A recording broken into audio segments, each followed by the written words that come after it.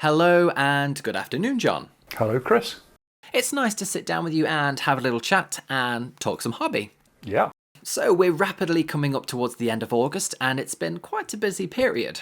However, we are rekindling the John Talk series here on YouTube. John, with this absence in between videos, is there anything that you would like to say? No, it's just nice to be back and chatting away about our great hobby. Jolly good.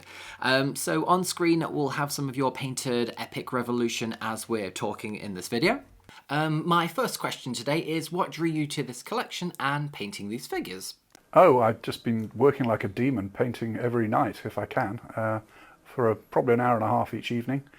Because of the strip system and being in strips, I just found it so easy to turn out a battalion in probably 2 or 3 nights. I could probably get one done.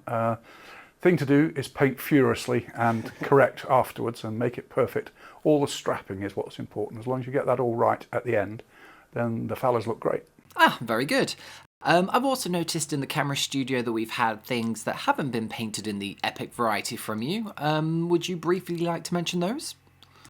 Well, I'm going to have to think what they are. It's probably the Japanese World War II Conflict 47 miniatures. I've been doing some of those, and those go together so nicely. I can't wait for the new ones that are going to come out too. So, very exciting. Oh yes, and walking around the design studio, there are some absolutely phenomenal sculpts coming up. Don't you agree? I do. Okay, so coming back to Epic Revolution. With the plethora of miniatures that you've painted over the last few months, are there any regiments or units that you're particularly fond of whilst you've been painting them? The Brigade of Guards. They sent 2 composite guard battalions over to the colonies, and you'll see them there with their smashed out hats, the roundabout hats as they describe them, knocking the tricorn out. It looks a bit more soldierly that way, and so I bought the Brigade of Guards because you can't have a British army without the guards.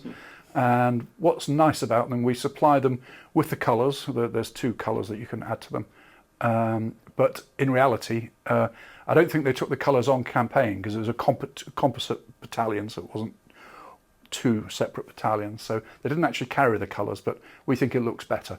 The important thing to remember about Guards units is that the King's colour normally goes on the right, the Union Jack if you like, and the regimental one on the left. With the Guards, it's reversed.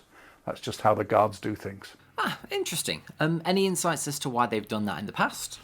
Yeah, even today they will do it because they are carrying the King's colour themselves because they're the guard of the King.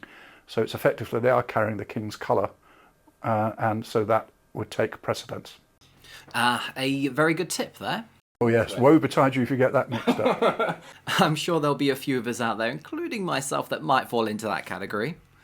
But let's talk about what's next for the collection. What miniatures and or scenery would you like to get your teeth into next?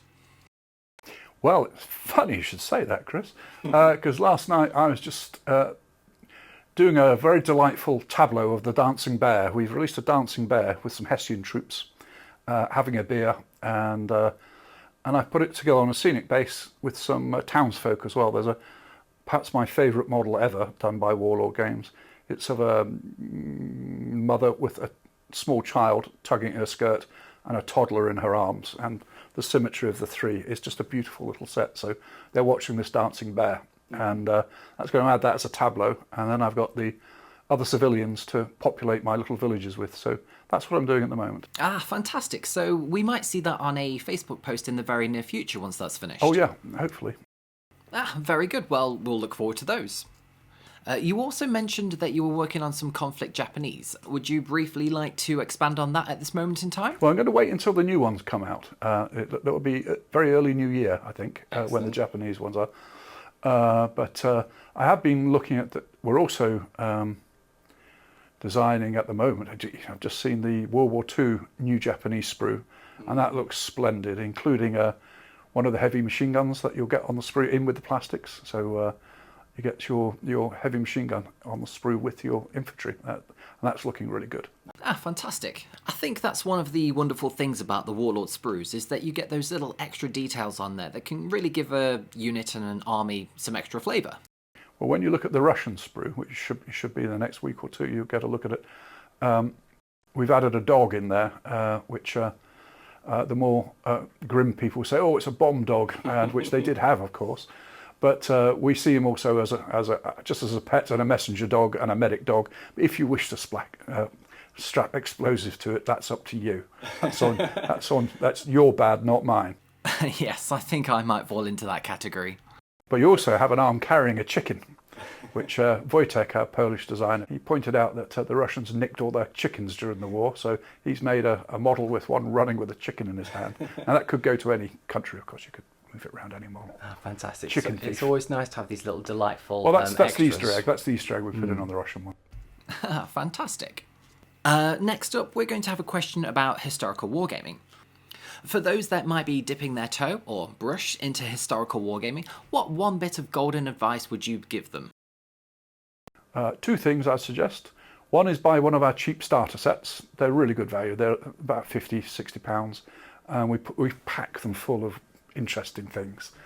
So I'd start with one of those, or buy either Hail Caesar, the rulebook, which I think is £25, or the marvellous Black Powder, or Bolt Action, in fact. But buy one of the rulebooks, and you'll be seduced by the wonderful photography therein, and lots of historical detail, which will fill you in.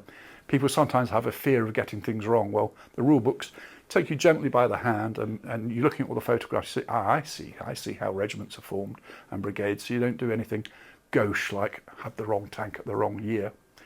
It's a shooting offence to war gamers, which of course it shouldn't be. It's your army. You do what you like.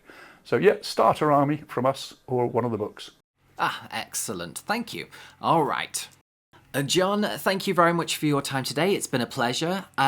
Also, are there any last-minute sneak peeks that you would like to share with us in this video? Well, probably for the next time, but hopefully we'll do lots more of these because it's nice chatting to you. Oh, absolutely. And it's great to get you back in front of the camera because I'm sure everybody appreciates the time and effort that you put into these. My pleasure. I'm hoping to make these John Talks videos a bit more interactive with our audience. So if you have any questions that you would like to ask John, then put them down in the comments below in this video, and then we will pick our favourite ones to be answered in the next John Talks video.